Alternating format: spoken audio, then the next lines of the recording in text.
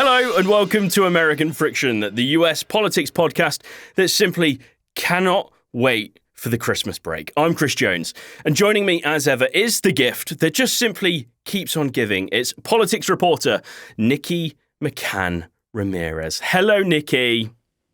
I am a gift. Hi. You are a gift, and you're feeling a bit precious today, aren't you? I am feeling a bit precious. Our crimbo, as you call it, was Crimbo. last night. Crimbo. Yeah, and you had a little bit too much to drink, perhaps. A little bit. They had a Paul Mezcal cocktail. They had a Lady Gaga Rita. Right. Okay. Yeah, there was also a lot of espresso martinis had. It was good. It was great. Okay, well, I'm glad you had a good time. Let's hope we have as good a time as you did last night on this podcast. Let's get on to today's episode. Trump's mastermind goes rogue.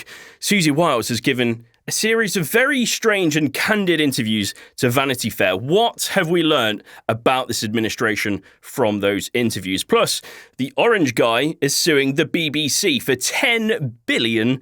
Does he have a case? We'll get into all of that, some of your questions, and some of the stories you might have missed too. Nikki, kick us off.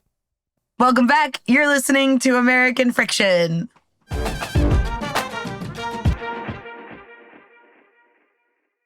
Right, before we get into it, an appeal. We do it at the start of every show. It's an appeal for Patreon. We'd love it if you could join us over on Patreon, backers to keep the show going. It's only about £3 a month. There are other tiers as well that, you pay a bit more for. It helps us out, and you get things like our chat community where we can talk to you, you can talk to us, ask questions, maybe get a question answered on the show. There's a link down in the show notes if you want to back us on Patreon, that is. Go there, sign up. It's really easy, and it helps us out. Right. That message out of the way, Nikki, let's get on to today's episode. And there's a lot to talk about in US politics at the moment. It's, right at Christmas. No. Why couldn't it all just quiet down? But we have to start with Susie Wiles and that piece that was published in Vanity Fair. I think it was based off 11 interviews that have been done over a period of time. Just set the scene for us here. What's gone on?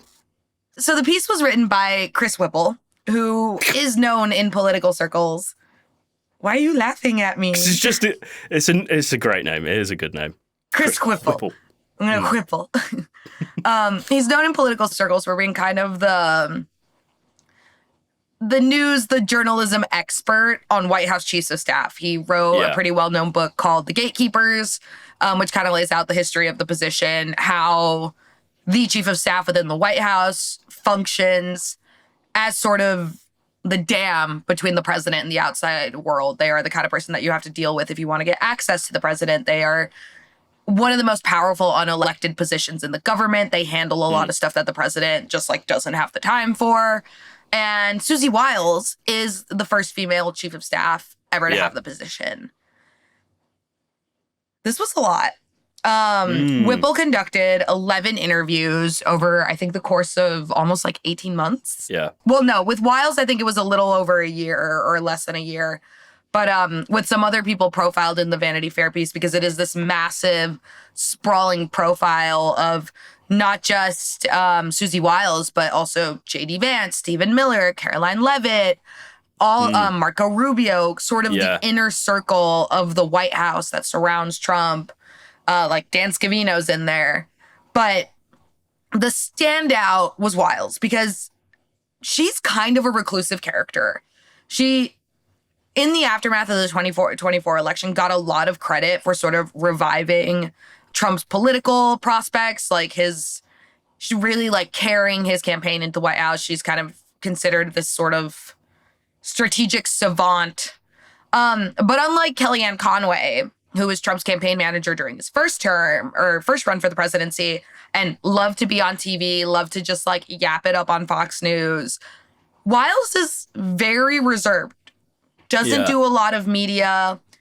Even at events at the White House, she has a reputation for sitting places where the cameras can't see her. She doesn't give a lot of access. And we'll talk a little bit about specifically what was said in this piece. But to me, and I think to a lot of people, how it reads is that Wiles may have not understood that she was fully on the record. That's just crazy. Like, how could you not understand while speaking to a journalist, whilst you're in the position that you are in as chief of staff, that whatever you say to this person, obviously it's going to be on the record. Why wouldn't it be? It's so candid. It's so candid. It's stuff that, like, anyone with, like, even 30% of the media training that most people in this White House have, or, like, media experience, know that, like, anything you say to a Vanity Fair reporter is gonna, like, make it to print unless you're really explicit about what is and isn't on the record. And you have to know that your quotes, regardless of the context, as soon as you give an interview to a reporter, within limits, of course, they have the ability to kind of chop that into pieces and are under no obligation to include, like, the 500 words that preceded or followed the quote that they choose to use, as long as, like, it's within, like, journalistic responsibility to do so.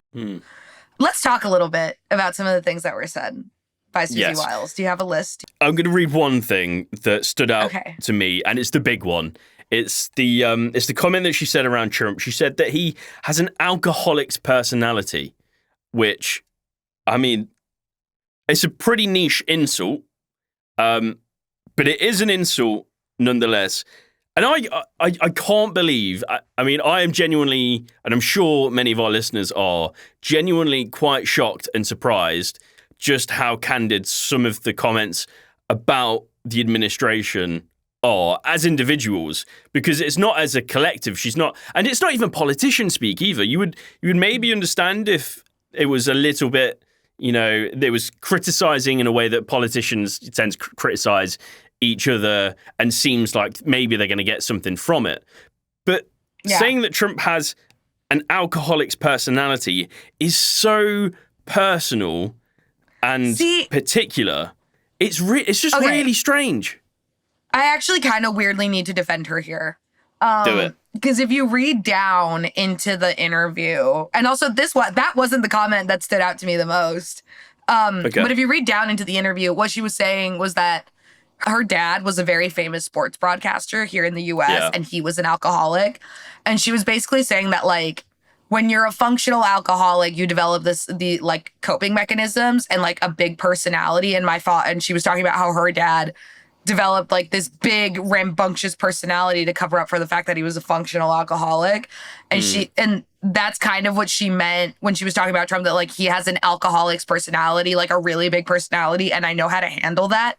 But also, Trump has said before that he has an addictive personality, that he has, like, an addict's personality, and that's why he doesn't drink, because he's like, I know it would be bad for me. But, like, like you said, that's not the type of thing you say to a journalist as a White House chief of staff, knowing that that's immediately he's gonna be like, oh? Yeah. Like, that is how you and I, you more so than I, it seems, would read into that, because you know so much about Donald Trump and, you know, as you say, his addictive personality. But to anyone else who isn't clued into this type of thing, it's nothing but pejorative and negative, and they'll think of all of the negative connotations that come with having, you know, an alcohol addiction. There, you know, we could go through, like, a whole list of personality traits that stereotypically come with alcoholism. But she has to understand that that's how it's going to be construed by many people, ordinary people, surely. No, 100%. That's why you have to be careful.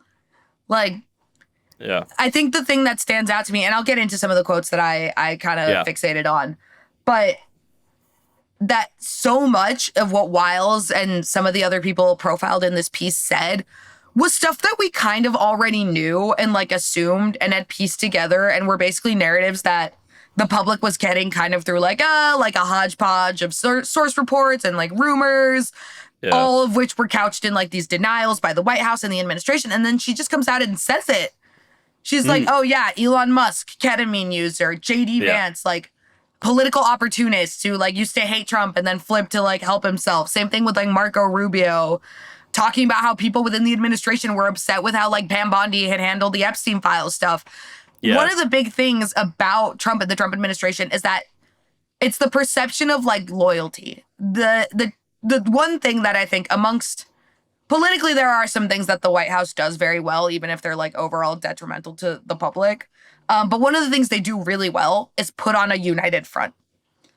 When Caroline Leavitt gets at that podium and gives out her message, that becomes the line throughout the entire White House, and not just throughout the White House, but then through the conservative media apparatus, your Fox Newses, like even Republican influencers who want access to the White House will like immediately disseminate that. It's also like why the White House and Pentagon press pool have been replaced by Republican and like conservative influencers.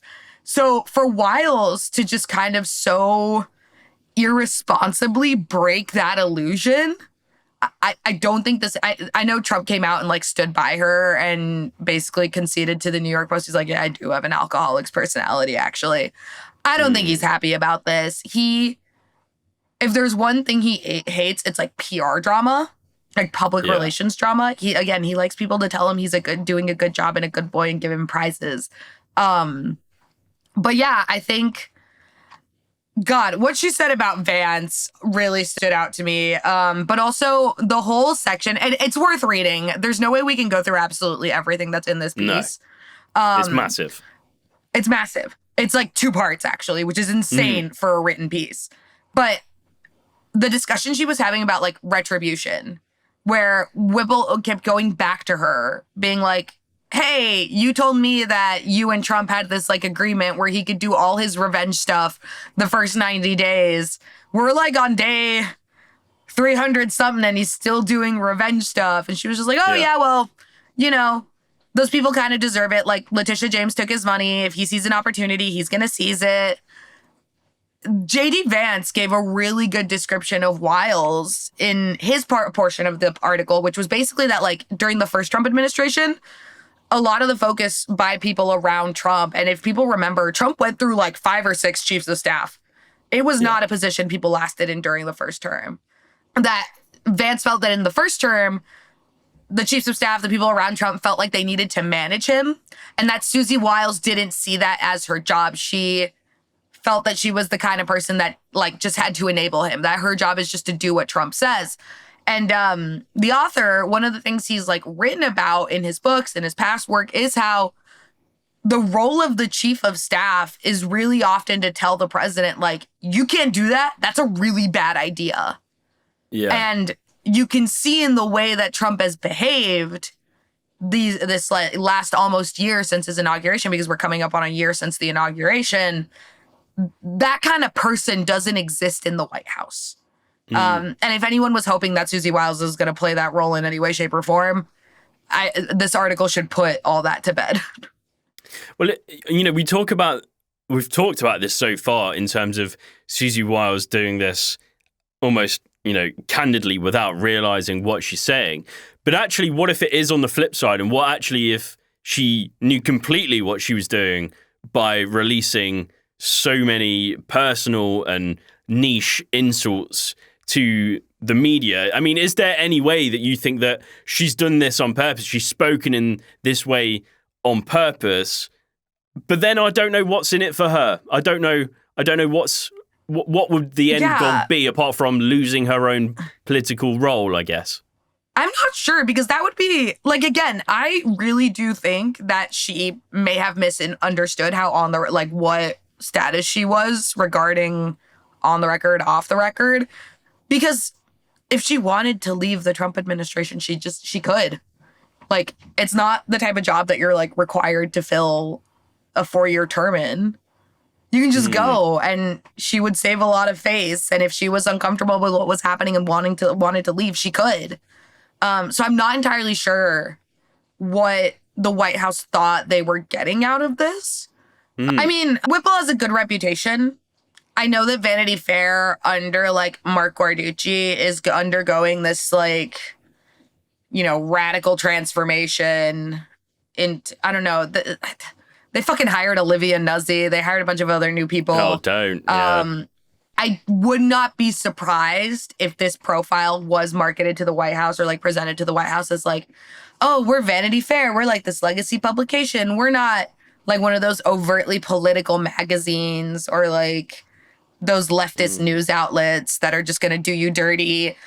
We want just like a full inside picture. Here's this really good guy that we have to do it. And again, Vanity Fair, these people are fucking vain. They're narcissists. They love talking about each other. I think they probably thought that whatever would be in the article was something they could handle. The tactic they usually take, which is, you know, this is fake news. It's a misrepresentation. Kind of what they're doing now. But I think they got in more ways than one. Yeah. A, the Susie Wiles stuff is really bad. B, those photos are fucking insane. Oh, that's what I was going to say. Like, that's because they can't claim this is fake news because they've posed for all of the pictures. And also, they look grotesque. It's really quite weird, isn't it? The Caroline Levitt one is holy shit. Like, you can see the injection points where they put in her filler. It's so upsetting. I think she probably took that photo. No, straight up. Go look, pull it up. I've seen it. That photo had to have been taken like a day or two after she got her filler done. Because, oh my God. Pictures aside, Nikki. Pictures aside.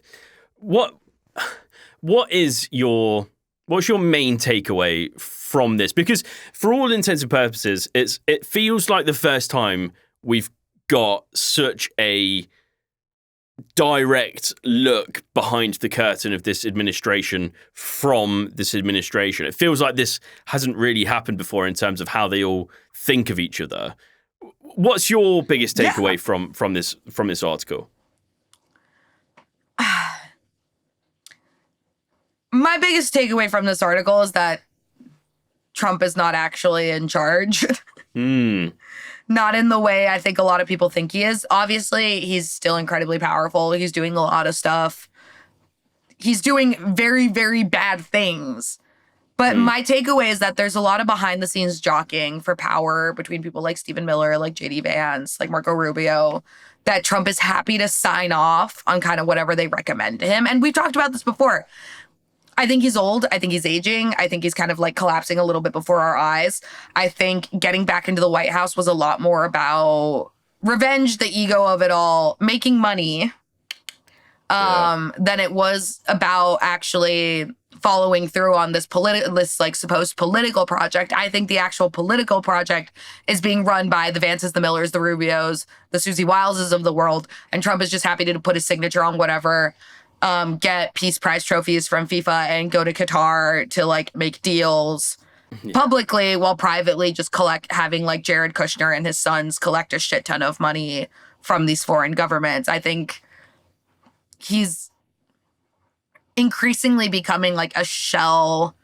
The more power they vest in the executive, in the office of the executive, the more people are just able to exploit those mechanisms to do kind of whatever they want without necessarily even having to have Trump govern.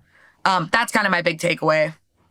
Yeah, no, I agree on the power stuff. I think this feels to me as if Trump in his first term, I don't think would have been as soft in terms of reaction as he is being right now. I think we would have seen some pretty drastic firings, and we haven't really seen that with this. And you mentioned earlier about PR stunts and him really hating PR drama. I think he likes PR drama, but he hates PR drama that he's not in charge of and that he hasn't created. But speaking of all of that and PR dramas that he's created, the BBC is suing them for $10 billion, which is split. Yeah, exactly. Very much so. $10 billion. Which is split between two different cases, $5 billion each. One is for that he alleges that the BBC violated Florida's Deceptive and Unfair Trade Practices Act. Oh, and this is also, it's been filed in Florida, which has allowed him to do this. But then there's also $5 billion in defamation. Yeah, because the statute of limitations, well, isn't like the statute of limitations in Britain just a year? And that's why he did it in Florida, because Florida's is 2 years. Yeah, that would make complete sense. But so there's two there. There's the defamation and there's the Florida stuff. I mean, does he have much of a case here, or is this all show? I don't think he has that much of a case. Basically, what Trump is doing here is trying to repeat what he did with like 60 Minutes. Yeah. Where he was like, oh, you edited this in a way that I didn't like, so I'm going to sue you. And to avoid the discovery and the public humiliation and the costly lawsuit, you're just going to pay me out a bunch of money. That's what he's been doing to news outlets for the past year. Essentially, what the president is saying to publications is like, you can't edit me. Yes. And in a media environment where short form content is becoming the main mode through which people consume news, it's like a whole crisis in the fucking industry. Of course, publications like the Washington Post, like CBS, like the BBC are going to edit down interviews into trailers, into catchy snippets that go viral and get people interested in actually watching like the full length specials or whatever the fuck. But he's essentially saying like, unless you present me in a good light in these edits, in the way you manage your content, I can then sue you because I don't like how I came off in the video. And it's absurdist. There's several layers here. Also, you have to prove, for defamation, you have to prove that there was a malicious intent. And I think you also have to prove that there was some sort of harm. Malicious intent is incredibly difficult to prove, but also he won the fucking election.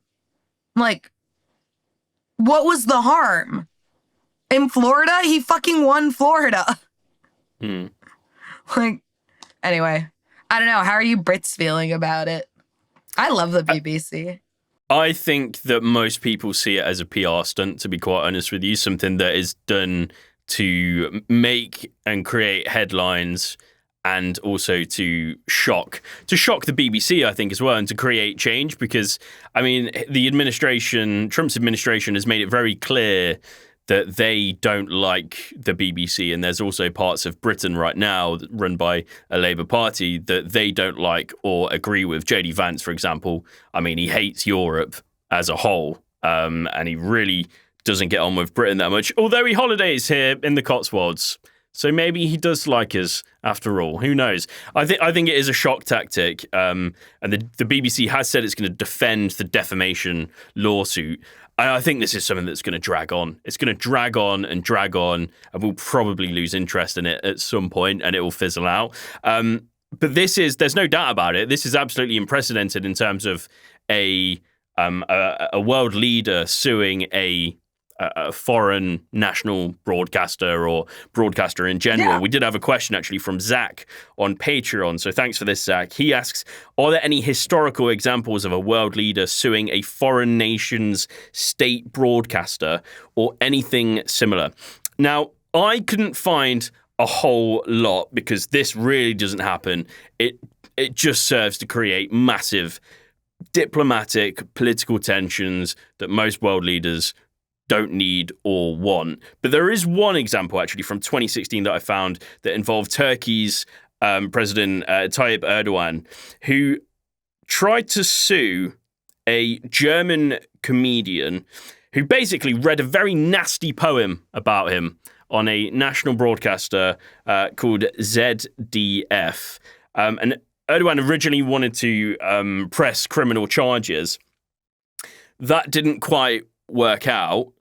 So then he filed a civil lawsuit, which basically meant that this poem, this very nasty poem, could never be read out in a broadcast ever again.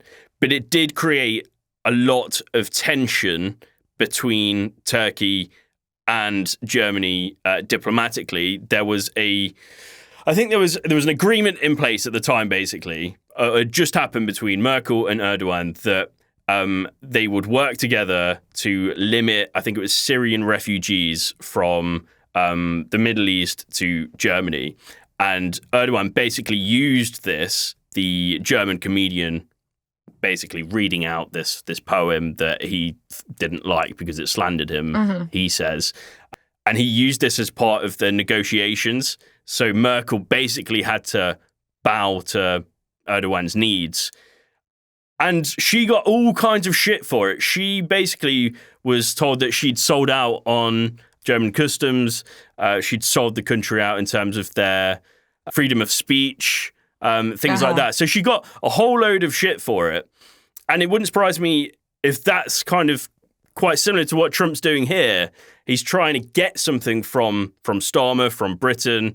But I don't know. That might just be me being a bit of a conspiracy theorist, to be honest. But that's the only really real example I could find. But just to sum up this section, Nikki, why does Trump go after the media so much? Is it any of these things, or is it all three? Is it distrust of them? Is it power, or is it a funding technique? It's all of that, and I think the biggest get outside of the actual cash is the benefit that then the media becomes scared to piss him off and cover it. It's a way for him to enforce softer coverage of himself. I think everyone who works at a publication at this point has sort of experienced in these past couple months, or have had an editor tell them in the last couple months, just be really careful. Because, they're suing people. If you're a reporter, you go through legal trainings fairly regularly where they'll sit you down and be like, hey, this is how you have to handle XYZ. Just remind you basically legal liabilities that you may be exposed to as a journalist, what to do if you ever encounter a problem. Every legal training is now including a section on the government. Yeah. They are angry. Be extra careful. And yeah, of course that affects coverage of him because people don't want to get sued. Because you can't keep reporting if you're bankrupted by a lawsuit. Because that's the other thing. What's up, Simon? Sweet. Simon turned on his camera. Hello. I just wanted to say something about this from a sort of nerdy editing perspective, just for a second. Yeah. Because the sections that were sort of in question that got edited together from Trump's speech were about 50 minutes apart. Yeah. And they spliced those together to make him say something that, that he didn't. So I would say, as someone who spends a lot of my time editing people together, that is very sloppy. And, I definitely would. I'm not defending Trump. The weird thing about it is that it's fairly well acknowledged that, Trump was not trying to stop January 6th events, and that he was, he's been pretty heavily implicated in it. Yeah. So it seemed completely unnecessary for them to do it in the first place. And not only that, but just the idea of doing that, to me as an editor, would be something that you would definitely check whether that would be okay. Yeah. I wouldn't even do it, I wouldn't do it for this show. I wouldn't edit you, Chris, saying something at the top of the show together with something at the end of the show. We should. And make you say something different. Try it. It could be quite fun. But yeah. That was the thing that surprised me about seeing sort of what they'd done, was that for an outlet that's, that's as got the history of the BBC and that, is as well respected, to do that it was just how would you be so sloppy? Yeah. I think one of their arguments also was that it was commissioned, it came from a third party. But even so, that's more reason, in my opinion, to check up on exactly what this edit shows and says and how it comes across. I think it's very, very sketchily done. And you're right, Simon, it would have never made one of your final edits, would it? No, absolutely not.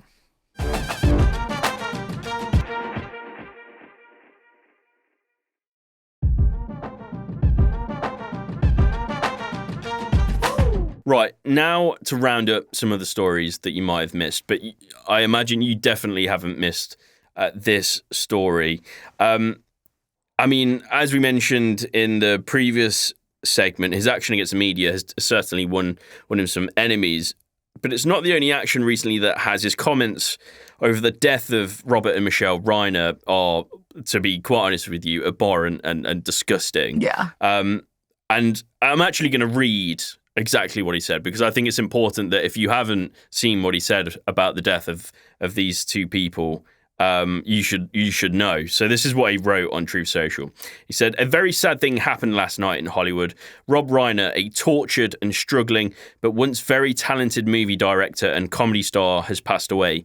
Together with his wife, Michelle, reportedly due to the anger he caused others through his massive, unyielding and incurable affliction with a mind-crippling disease known as Trump derangement syndrome, sometimes referred to as TDS.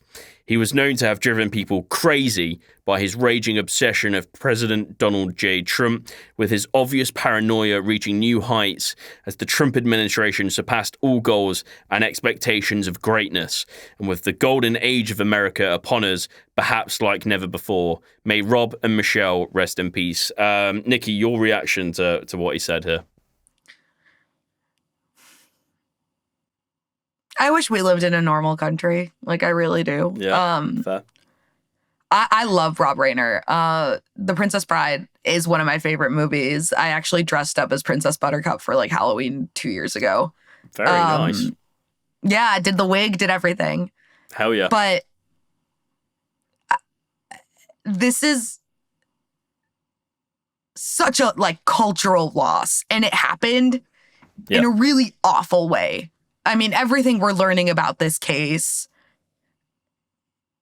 not only is it like gruesome, but it's just a gut-wrenching family tragedy is kind of what it sounds like. And I mean, we still don't have all the details. We don't know what triggered this. We know that his son, who's now in custody and is being charged with the murder of his parents, had like a long history of addiction and mental health issues. And I mean, by all accounts, it seems that these were two parents that tried really hard to like help their child. They even made a movie together about Nick's like struggles with addiction, and none of this was political. Rob Reiner was an outspoken Democrat, but that is just pales in comparison to his cultural legacy, who he was as a person. The like films he made are some of the like hallmarks of American monoculture. His acting, everything from All in the Family to the fucking cameos in The Wolf of Wall Street, $25,000 on sides. Like he's so good. And I wish we didn't live in a political world where the president had to jump in and make it all about himself. That's the thing. Like, there was no need for him at all to comment any more than that last line, which is "May Rob and Michelle rest in peace." I mean, you could also have the first line. Something really sad happened in Hollywood yesterday. Absolutely. May Rob and Michelle rest in peace. That you could cut out the 200 words in between. No, that's a good edit right there. There we go, Simon. That's right. That's where you cut everything in the middle. Quote sandwich. Excellent. Quote sandwich. Nice. That was already infuriating, and it was really gross. And just watching how immediately after the news of the murder broke, you had conservatives on like Twitter and social media being like, you're not going to see any conservatives celebrating Rob Reiner's death because we're not like you freaks after Charlie Kirk was assassinated. And it's like, first of all, like the people who were celebrating Charlie Kirk's death were like Twitter randos, not like I don't think there was a mass consensus on the left or like or in Democratic politics that Charlie Kirk getting murdered was a good thing. But also, no one was talking about Charlie Kirk. It was like Rob Reiner's an actor. What about this has anything to do with politics? And then Trump jumps in, celebrates the murder, and instead of you did get plenty of Republicans being like, this is gross. Mostly Republicans who already had issues with Trump.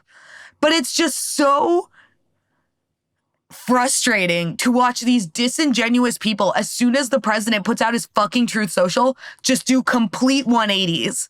I wrote it up for Rolling Stone. There was this one dude who writes for fucking like Town Hall who literally in the morning was talking about what I was saying earlier, how you won't find anyone on the right celebrating this, not like how Charlie Kirk does. And by the afternoon after Trump tweeted, was telling people to cry more. Like, what are we doing here? Are you so attached by the chin to the president's balls that like he swings and you move. Like what? Anyway, I'm sorry. That was rude. That was rude. That was quite the image that you've painted there, Nikki. That was aggressive. But no, I completely agree with you. And somehow this podcast finds itself more and more agreeing with the likes of Marjorie Taylor Greene, who it's not good. I don't trust her.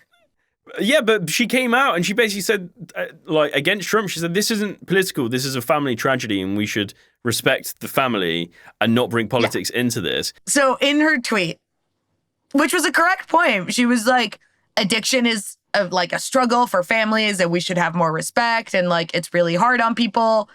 This is the same woman that showed nude photos and photos of like Hunter Biden doing drugs in a congressional hearing to like publicly shame him. And that's why like I don't trust it. Like, sure, congrats, you like hit the bare minimum. You told the president that the gross tweet was gross.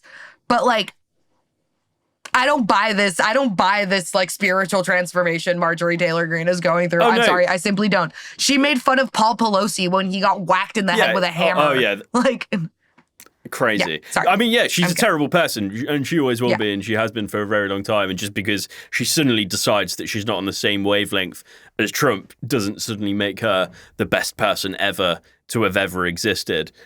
But she is saying some things at the moment that aren't as crazy as they used to be. And that's the point, and I'll leave it there because that's just where I want to leave it with Marjorie Taylor Greene. I'm sick of talking about her. But yeah, there was also the likes of Mike Johnson was chased out of the House as well. There were questions asked to him about it, and he was avoiding commenting on it. He's not winning any friends, is he, Donald Trump, with the shit he's saying at the moment? Yeah, and Mike Johnson likes to pretend he lives under a rock. Like, but also, I saw some tweets about it, and I fully agree. There is nothing stopping congressional reporters from printing out the Truth Social post or like pulling it up on their phone and being like, "Here, Mike. Yeah. What do you think?" Like, I know you have Wi-Fi. I have been in the Capitol. I have reported from the Capitol. There's a fucking printer in the press gallery. You can use it. Just like, we can't keep letting these people get away with I haven't seen it. Of course you've seen it. You have staff. You have alerts. You have notifications. You tweet. Yeah. All you people fucking do is tweet. Of course you've seen it. Sorry, I'm done. Moving on from that. You wanted to talk about Candace Owens. I didn't want to talk about Candace Owens, but you did, and you get whatever you want on this podcast. So I do get whatever I want on this podcast. It's true. Candace Owens, talk to me. What's going on here? Okay, so I've followed Candace Owens' trajectory from when she was at probably at Turning Point USA. It's been about a decade now, maybe more. When she was friends with Charlie Kirk, when she founded Blexit, when she went to the Daily Wire, when she split from the Daily Wire, this whole YouTube venture she is going. And I, especially over the last 6 months, have seen Candace just descend into a pit of insanity that is now tearing apart the conservative movement in such a fascinating way. So for those who don't know, Candace Owens has been spreading a bunch of conspiracy theories that Charlie Kirk wasn't assassinated by Tyler Robinson, that he was the victim of an Israeli, sometimes Egyptian, sometimes internal plot by Turning Point USA to have him killed. She's like, I've done my research. I've vetted my sources. I have triple confirmed this with multiple government agencies. But truly, I think she's just getting on the internet and reading stuff that people email her. 100%, yeah. 100%. But this has all resulted in everyone in conservative media basically weighing in. It's completely derailed Turning Point USA's post-Charlie Kirk attempts to... basically, it's derailed TPUSA's attempts to capitalize on Kirk's assassination to expand their brand and expand their public recognition. Erica Kirk's media tour is getting consumed by this because people won't stop asking her about it. And then on Tuesday, the Great Kirk Candace Summit took place in Nashville, Tennessee, in which Erica Kirk met with Candace Owens, big tent, and presumably told her to cut that shit out. Mm. And we don't know what happened in the meeting yet. But I can't wait to find out. I love when these bitches like fight each other. But I also think it just goes to show how I'm going to write about this. I'm going to write a big blog about this at some point. The sort of engagement model of content profitability that is taking over like social media, streaming, that has like come to fruition in the last couple of years with like Reels, with TikTok, with YouTube, where the way you get money is like per click, per view, per engagement. It's making people insane. It's not just in politics. It's everywhere. Everyone has to be like the most extreme. Every interaction has to be described in like the most dramatic, consumable way possible. Everything is content. Everything is marketable. Yeah. Like, I'm sure you've seen it on Instagram or Reels where it's like story time. This is what happened to me at like my gym, or I don't know, or like this lady did this, or the like constant public shaming, the like every emotion that you experience that removes you from your baseline of like homeostasis comfort is something you have to go get on the internet and talk about. It's psychotic and it's making people weird, and we all need to know less about each other, and we all need to log the fuck off. And I'm going to write about it. I'm going to write about this Candace Owens situation. And I think as a bonus episode, I want to do like a full breakdown of the like Charlie Kirk Turning Point USA aftermath. But yeah, pay attention to this, because Owens, people are like, oh, she's on the fringe. She's racking up tens of thousands of dollars of video. Her videos get millions of views. She has like 6 million YouTube subscribers. She is big, and she's just getting bigger. Yeah. I mean, it's entertainment, isn't it? But it's entertainment that people buy into as actual reality. And it seems as though, well, I'm pretty sure Owens believes that everything that she says is drawn out in reality, to be honest. But the Erica Kirk stuff, I mean, that's all over my reels and just everywhere I look at the moment. And I think we should probably do a bonus about her kind of media rise, because she's not coming across very well.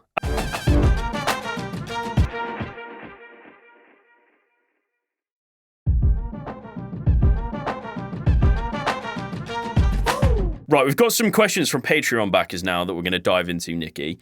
The first one is from Susan Rachel, and she says that she'd like us to weigh in on Indiana impressively deciding that cheating is bad. And I think this is in reference to the rejecting of Trump's plan for redistricting ahead of the midterms, isn't it, Nikki? Yeah. So obviously the state that got a lot of play in the like redistricting push was Texas. Yeah. But this is something they're trying to do basically in every state where they think they can find a legal loophole to do it. Yeah. And one of the reasons that Republicans rejected this was because there was at least one Republican who had a son with Down syndrome. And right when the vote was coming up, Trump put a post up on Truth Social with the R word in it, the R slur. And this guy was like, hey, I don't fucking like that. And like, if that's how you're going to treat the people that I care about, why the hell should I help you keep your majority? And I think you're already seeing it. And we've talked about it before. And that was just like one example. I think the bigger picture here is that Republicans are already recognizing that Trump's approval is tanking and that the signs are there. Like the writing is on the walls that 2026 is going to be a big year for Democrats if they get their shit together, that there is a very high chance that you get a blue wave election. The House is 100% in play. The Senate might be as well. People are not happy with the Trump administration. And lawmakers from the federal level down to the state level, to the state houses, to sort of the court systems down there, people are up for re-election, and they know that if this narrative comes out that they are straight up trying to rig electoral maps so that Trump, an increasingly unpopular president, can keep their majority, that could blow back on them. It's one of the questions that they're weighing in Texas, that Trump wants 5 new seats out of a state that's already severely gerrymandered.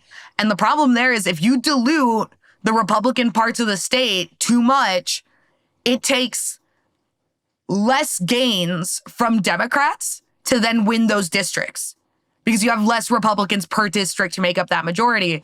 So I think the majority of the reason is that like gerrymandering as if whatever, I don't care. I don't give a fuck what the Supreme Court says. It should be outright unconstitutional. Like political you're not allowed to gerrymander based off of race, but you are allowed to gerrymander based off politics. It is absolutely insane and should be unconstitutional for lawmakers to get to pick their own voters. That is not at all how this should work. And I think more and more people are understanding that because the citizenry of this country already feels incredibly disenfranchised. And the main project of the Republican Party right now isn't healthcare. Isn't, lowering taxes, getting people more resources, helping people who are struggling under the weight of this economy that is absolutely crushing them. It's how do we rig these maps so that we get to stay in power? It's insane. And I'm glad they rejected it, and more states need to do that. Yeah. I will never not find gerrymandering insane in the US. It is a complete mind-boggling thing that happens and seems to happen. I think it's basically like every 10 years or something. I don't know. We did a whole episode on this. So listeners, if you want to know more about gerrymandering, how it works, basically how it doesn't work, go and listen to that. I think it was a couple of months ago, but go and listen to that. We might put a link to it in the show notes as well. Moving on to another question from a Patreon backer. This time it's Gabby, who we love. She wants to know more about tourists needing to give 5 years of social media history in part of the process to gain access to the US. I don't see how this is going to be workable. Yeah, how do you enforce that? Like, I looked it up the other day. The amount of tourists that come into the US every year is insane. It's like 77 million international visitors a year. That's a lot of people. That's 77 million people's social media networks that you're going to have to vet. And 5 years of it across multiple platforms, but also where does that end? Like in terms of like, is Patreon, for example, does it extend to Patreon? And where does it end? I don't see how it's workable. I also think it'll be one of those things where it's there. If this does pass, they'll probably make some deal with like an AI company, and it'll be one of those things that people will get rejected for incredibly stupid reasons. And I think it's just going to cause problems because a big chunk of the U.S. economy is just like tourism. People come here to shop, to ski, to hike, to do all the like pretty things. We have all these lovely cities that are tourist destinations. So much of international travel is just like commerce based. And one of the nice things is in most cases, you can just get like a quick little tourist visa to the United States. You can do it online. It doesn't take a lot of effort unless you're coming from specific countries. What essentially is being said here is, because this will probably be one of those things that they're going to implement before someone chooses to travel to the United States. This is also just more barriers economically for people to come here, even just to like spend money here. Yeah. Like, anyway, I think it's burdensome. I think it's annoying. I think they're like, I don't understand why, other than to like stop people. Like, the elephant in the room is this 100% is going to be a way for them to like be like, oh, you said bad things about Trump, you can't come into the country. Like, well, yeah, that's it. Because it's not about like terrorism, because the surveillance state already has ways to figure out if you're a criminal. Like your social media's, it's being watched. We're all being watched. Yeah, we're all being watched. Incredible. Yeah. Candace Owens, is that you? Anyway, moving on. Final question from a Patreon backer comes from Matt GS, and he asks, how might the National Defense Authorization Act demonstrate both that Congress still has power to stand up to Trump for the greater good of US international relations and hopefully avoid the US pulling out all support for Europe? Is there some light at the end of the tunnel? My very simplistic take on this is that the NDAA, which I think it's shortened down to, basically has given more funding for the US military to help with European relations, more funding than Trump wanted in the first place. I think it's something like $8 billion in terms of funding for helping Europe militarily, something like that. And that is, that's a bit of a punch in the face for the likes of Trump and Vance, because they've talked about how much they hate Europe. They really don't like us at all. They hate NATO. They want out of that. which would probably be a bit of a catastrophe. But I think there would be quite a stark realization, especially with the space we're in at the moment in terms of global politics and global affairs, with Russia just, well, outwardly saying that it's at war with Europe and not really Ukraine. I think we're in a space now where if the US was seen to pull support away from Europe whilst Russia was making further advances, I don't know how that would come across to US voters. Actually, no, I do know absolutely how it would come across. It would go down like a fucking lead balloon. Republican voters, especially, I mean, how many times do you hear them say things like, "Oh, that Democrats are communists"? They use it as an offhand insult constantly whenever they get the chance. They hate Russia. They hate Putin. Actually, I was looking at some stats from Pew Research, and only 16% of Republican voting adults view Putin in a positive light, and it's even less for Democrats. So I think abandoning Europe would actually be seen as siding with Russia, and 100%. that would be an absolute fucking clusterfuck. Sorry for all the swear words, but I think it would be an absolute disaster for any American party when it comes to the next election, should they pull support out of Europe, and that benefits Russia. Nikki, what about you? Anything to add? No, I 100% agree. Like, I don't have much else to add. I think part of the problem here is that Congress has abdicated so much of its like war-making, treaty negotiating power to the presidency. And it does need to reclaim that, because what you have is a situation like now, and we've had it with past presidents as well. This has been a problem since the War on Terror, where you just have one man making insane unilateral geopolitical decisions without the like consent or consultation of the country, and it's not good. Right. Well, that's the end of those Patreon questions that we've answered so brilliantly, I might add. But it's been a bit of an aggressively angry episode. I've swore a few times, and I know you listen to this, Lauren, so I'm sorry about that. But I think we need some cheering up. We need a silly question. And Simon, I've tasked you with the silly question this week.